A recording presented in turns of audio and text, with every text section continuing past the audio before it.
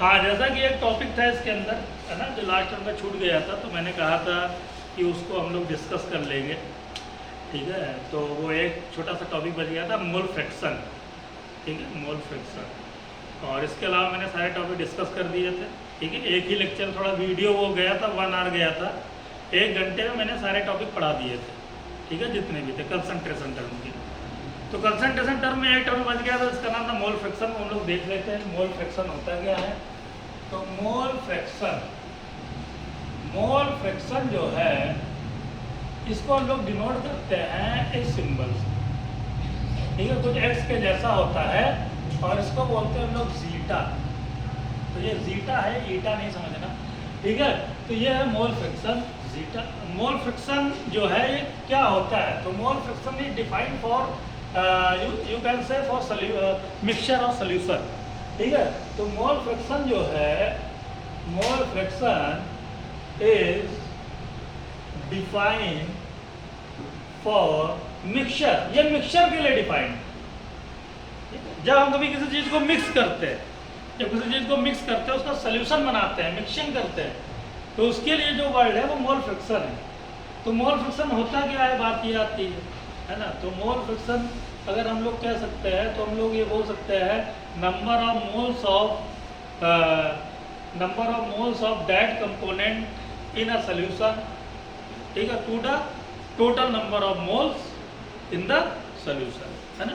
यानी कि जिसका अगर मोल फ्रैक्शन को कैलकुलेट करना है, उसके नंबर ऑफ मोल्स, ठीक है, और टोटल नंबर ऑफ मोल्स, ठीक है, तब हम उसके मोल फ्रैक्शन के बारे में बता सकते हैं। तो मोल फ्रैक्शन अगर बात की जाए, तो मोल फ्रैक्शन लोग कह सकते हैं मोल fraction is the ratio of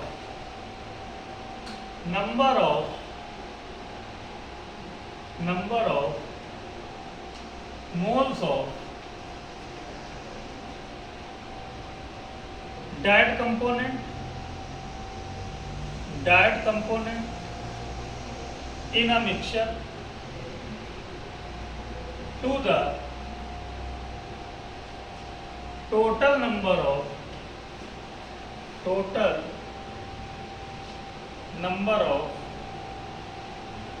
moles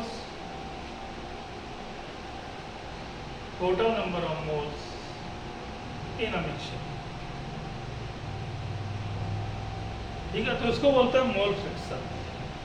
ठीक है, मतलब मोल फ्रैक्शन, जैसे कि अगर हम बात करें, जैसे कि एक कंटेनर है, अब इस कंटेनर के अंदर एक सॉल्वेंट है।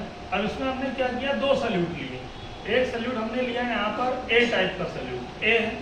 दूसरा सल्यूट हमने लिया बी टाइप का, मान लो बी सल्यूट। अब दोनों सल्यूट को हमने मिक्स कर दिया, मिला दिया, तो इसके भी नंबर ऑफ मोल्स होंगे ए के इसके अंदर, इस पूरे मिक्सचर जो दोनों को हमने मिक्स किया है, तो इसके नंबर ऑफ मोल्स होंगे, उसको हमने बोला Na। बी के भी नंबर ऑफ मोल्स होंगे, उसको हमने बोल दिया Nb। तो अगर हम कहते हैं मोल फ्रैक्शन ऑफ ए क्या होगा, इस पूरे मिक्सचर के अंदर इसके भी मोल्स है, इसके भी मोल्स है, लेकिन ए का कितना फ्रैक्शन होगा इस मिक्सचर के अंदर, कितना फ्रैक्शन होगा ए का इस मिक्सचर के अंदर, तो जिसका हमको कैलकुलेट करना होगा, जिसका फ्रैक्शन, उसके number of moles divide by total number of moles, ऐसे निकाल लेते हैं, है ना। तो वो लिखा हुआ है mole fraction is the ratio of number of moles of that component. जिस कंपोनेंट का मोल फ्रैक्शन निकालना है वो, ठीक है, ना, mixture to the total number of moles. यानी अगर हम फार्मूला लिखते हैं मोल फ्रैक्शन का, तो mole fraction is equal to क्या हो जाता है भाई, mole fraction is equal to number of moles of that component divide by total number of moles in a mixture। तो ये बन जाता है मोल फ्रैक्शन का फार्मूला। जैसे फॉर एग्जांपल मैंने ए का लिया, मान लो ए का मोल फ्रैक्शन निकालना है, ठीक है, मोल फ्रैक्शन को जीटा से नोट करते हैं। मान लो ए का निकालना है कि ए का कितना मोल फ्रैक्शन होगा इस मिक्सचर में, तो हम लिखेंगे मोल फ्रैक्शन ऑफ ए, जिसका निकालना है मोल फ्रैक्शन ऑफ ए, फिर जिसका मोल फ्रैक्शन निकालना है उसके number of moles of that component, यानी ए के नंबर ऑफ मोल्स, और नंबर ऑफ मोल्स को बोलते हैं हम लोग ए, एन से डिनोट करेंगे, n A number of moles of that component divide by total number of moles. Total यानी मिक्सचर में टोटल कौन कौन है, इस मिक्सचर में एन ए है और क्या है, एन बी दोनों, तो इनके टोटल मोल्स। तो ये होता है मोल फ्रैक्शन का फार्मूला। तो मोल फ्रैक्शन अगर ए का निकालना होगा तो कैसे निकालेंगे, एन ए, जिसका निकालना होगा उसके number of moles divide by total, जिसका निकालना उसको ऊपर लिखो, डिवाइड बाय टोटल करो। यहाँ मान लो कोई और होता, सी होता, डी होता, एफ होता, तो हम लोग टोटल कर देते, n A plus N B plus n C plus n D. जैसे हमको बी का मान लो निकालना है, अगर आप तो बोले भाई मोल फ्रैक्शन ऑफ बी बताओ, तो बी क्या बताओगे, इसके नंबर ऑफ मोल्स बी के डिवाइड बाय क्या हो जाएगा, total number of moles, n A plus, भाई टोटल तो हमेशा सेम रहेगा ना, ऊपर चेंज होगा, जिसका पूछेगा ऊपर चेंज हो जाएगा, ठीक है। तो ये होता है मोल फ्रैक्शन। तो कभी भी अगर मोल फ्रैक्शन आपको बताना है, जिसका मोल फ्रैक्शन बता रहा है उसके नंबर ऑफ मोल्स लिखो, डिवाइड बाय टोटल कर दो, यानी सोल्यूशन का मोल फ्रैक्शन, जो नीचे है सोल्यूशन है मिक्सचर का, ठीक है। तो इस तरीके से हम लोग निकाल सकते हैं। तो ये मोल फ्रैक्शन का एक छोटा सा फार्मूला है, याद रखना, ठीक है। N A upon n A plus N B, या अगर बी है तो n B upon n A plus N B, ठीक है। इस तरीके से मोल फ्रैक्शन हम लोग निकाल लेते हैं। यहाँ से एक रिलेशन भी आती है मोल फ्रैक्शन की बहुत अच्छी सी, ठीक है, जो कि हम लोग देख सकते हैं ये रिलेशन। अगर क्या करें हम लोग इन दोनों को ऐड कर दें, मतलब मैं अगर आपसे बोलूँ कि अगर लिख दो बेटा zeta A plus zeta B, तब क्या है, तो जरा जीटा ए की वैल्यू लिखो। जीटा ए क्या है, जीटा ए है एन ए अपॉन, बोलो, एन ए डिवाइड बाई क्या है, N A plus N B. Zeta B क्या है, N B divide by n A plus N B. यहाँ से एलसीएम क्या ले लोगे, एलसीएम क्या हो जाएगा, n A plus N B. तो इससे ये कैंसिल, ऊपर क्या जाएगा, एन ए, ऐसे यहाँ से कर लो, इससे ये कैंसिल, ऊपर क्या जाएगा, एन बी, यानी ऊपर भी क्या आ गया, N A plus N B. ये दोनों एक दूसरे कैंसिल हो गए, कितना आ गया, 1। यानी zeta A plus zeta B equal to क्या होता है, हमेशा 1। ये रिलेशन दिमाग के अंदर सेट कर लो और इसको हमेशा याद रखना। कभी भी अगर आप किन्हीं दो के मोल फ्रैक्शन को ऐड करोगे, ठीक है, तो उनका जो आएगा मोल फ्रैक्शन ऐड करने पर वो यूनिटी आता है, 1 आता है, ठीक है। तो इससे आप अपना आंसर चेक कर सकते हो कि अगर कभी आपको चेक करना है तो आप जो वैल्यू निकाले हो, जीटा है जीटा भी, ठीक है, आप उन दोनों को ऐड करके देखो। अगर दोनों को ऐड किया 1 आ गया, समझ जाओ आप सही, ठीक है, आपने सही कैलकुलेशन की। अगर 1 नहीं आया तो कैलकुलेशन सही नहीं है, ठीक है। तो इस तरीके से हम लोग कर लेते हैं इस क्वेश्चन को मोल फ्रैक्शन के ऊपर सॉल्व। एक और रिलेशन अगर मैं यहाँ पर बता दूँ तो आप क्या करो, मोल फ्रैक्शन को अगर डिवाइड कर दो, जैसे यहाँ पर मैंने ऐड किया था, तो अगर क्या करो, zeta A divide by zeta B कर दो, तब क्या होगा, देखो जीटा ए क्या है, एन ए अपॉन क्या लिखा होगा, जीटा ए क्या है, एन ए डिवाइड बाई क्या है, N A plus N B. Zeta भी क्या है, एन बी डिवाइड बाई क्या है, N A plus N B. ये दोनों क्या हो गए, कैंसिल, क्या आ गया, N A upon N B. यानी यहां से हम लोगों ने सीखा zeta A upon zeta B, zeta A upon zeta B is equal to क्या होता है, N A upon N B,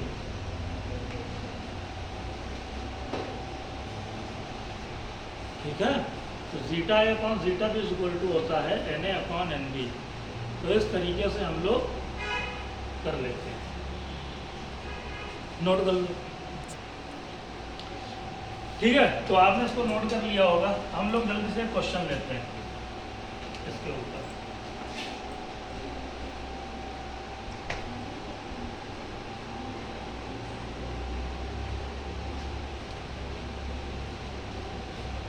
एक क्वेश्चन इसके ऊपर करते हैं, जैसे कि मान लो एक क्वेश्चन है और आपसे पूछा जा रहा है, उसने बोला इफ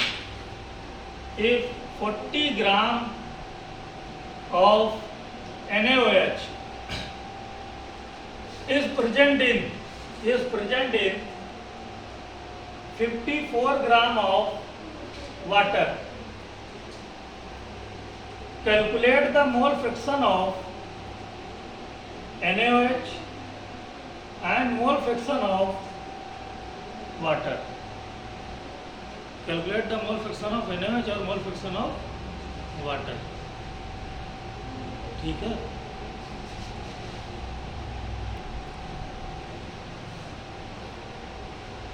जैसा कि ये क्वेश्चन है 40 gram of NaOH dissolve in 54 gram of water, और यहाँ पर हमको कैलकुलेट करना मोल फ्रैक्शन ऑफ NaOH और मोल फ्रैक्शन ऑफ वाटर का, तो ये कैलकुलेट करना। तो जैसा कि यहाँ पर क्या सल्यूट जो है NaOH है और सॉल्वेंट जो है वाटर है। अब NaOH को सॉल्वेंट के अंदर डाल दिया गया और ये मिक्सचर बना दिया गया, तो उसने बोला कि उसके अंदर मोल फ्रैक्शन ऑफ NaOH कितना होगा, अगर इतने ग्राम है तो उसका फ्रैक्शन कितना होगा, और अगर वाटर इतने ग्राम है तो उसका फ्रैक्शन कितना होगा, फ्रैक्शन पूछ रहा है। ठीक है, तो हम लोग लगा देंगे फार्मूला, यानी मोल फ्रैक्शन का फार्मूला लगाएंगे। पहले NaOH का उसने पूछा है तो NaOH का लगाएंगे, तो मोल फ्रैक्शन ऑफ NaOH क्या लिखेंगे, मैंने बोला जिसका मोल फ्रैक्शन उसके नंबर ऑफ मोल्स, यानी नंबर ऑफ मोल्स किसके, NaOH के, डिवाइड बाई मिक्सचर में कौन कौन है, NaOH है और कौन है, वाटर, यानी total number of mole, total क्या हो जाएगा NaOH प्लस H2O, ये लगाएंगे फार्मूला, और यहाँ से हम लोग निकाल लेंगे मोल फ्रैक्शन ऑफ NaOH। तो यहाँ पर number of moles of NaOH divide by total number of moles.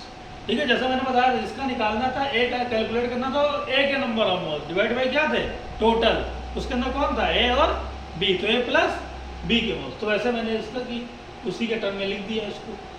लेकिन अब बात है नंबर ऑफ मोल्स क्वेश्चन में गिवन है क्या, नहीं गिवन है, ये बात भाई नंबर ऑफ मोल्स तो लिखा, लेकिन क्वेश्चन में नंबर ऑफ मोल्स गिवन नहीं है, लेकिन नंबर ऑफ मोल्स कैलकुलेट कर सकते हैं हम लोग, क्योंकि मास गिवन है, और हमको पता है अगर मास गिवन होता है तो एक फार्मूला होता है NaOH, अगर इसके नंबर ऑफ मोल्स निकालने हैं तो given mass divide by molar मास, और मास गिवन NaOH का 40 और NaOH का मोलर मास भी 40 होता है, कर दोगे कितना आ जाएगा 1 मोल।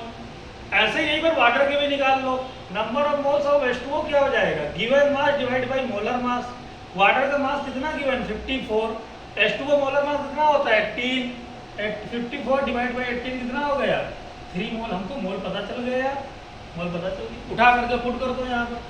NaOH के नंबर ऑफ मोल्स कितना है 1 divide by total number of moles कितने हो जाएंगे, NaOH का 1 प्लस वाटर का 3, तो 1 डिवाइड बाई 4, आंसर आ गया 1 डिवाइड बाई 4, यानी 0.25 लिख सकते हो चाहो तो।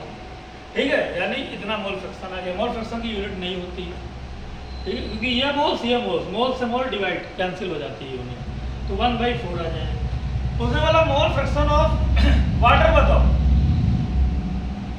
दूसरा question, mole fraction of water कैसे बताओगे, फार्मूला लगाओ, number of moles of water H2O divide by total number of moles NaOH plus NH2O, लगा दिया।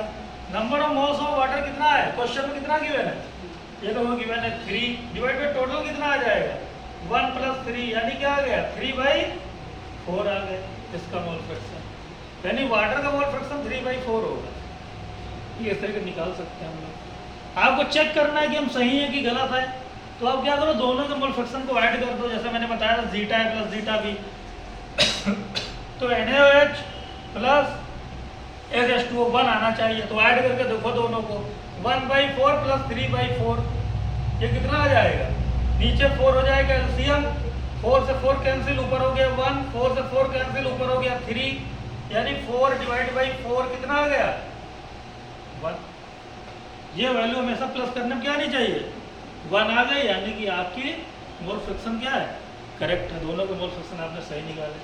तो इस तरीके से हम लोग मोल फ्रैक्शन निकाल सकते हैं, मोल फ्रैक्शन A का भी बता सकते हैं, B का भी बता सकते हैं, और बहुत आसान होता है किसी का मोल फ्रैक्शन कैलकुलेट करना, ठीक है। और मोल फ्रैक्शन का यूज़ भी है, मोल कॉन्सेप्ट में भी आगे के भी चैप्टर में यूज़ है, और साथ में क्या इसके ऊपर क्वेश्चन भी पूछे जाते हैं मोल फ्रैक्शन के ऊपर, ठीक है। तो ये आपके जितने भी कंसंट्रेशन टर्म थे, ठीक है, मोलैरिटी, नॉर्मेलिटी, मोलेलिटी, ठीक है, mole fraction, percentage weight by wait, percentage weight by volume, percentage volume by volume, ppm parts पर मिलियन, पार्ट्स पर बिलियन, ये सारे टर्म मैंने क्या कर दिए हैं डिस्कस कर दिए, ठीक है, डिटेल में मैंने सारे टर्म डिस्कस कर दिए हैं। और रही बात उनके क्वेश्चन की, तो क्वेश्चन के लिए क्या है बहुत जल्द ही आपको इनके क्वेश्चन भी हम करा देंगे और फिर इस टर्म पर आप अच्छे से प्रैक्टिस कर सकते हैं। ठीक है, तब तक के लिए बाय बाय।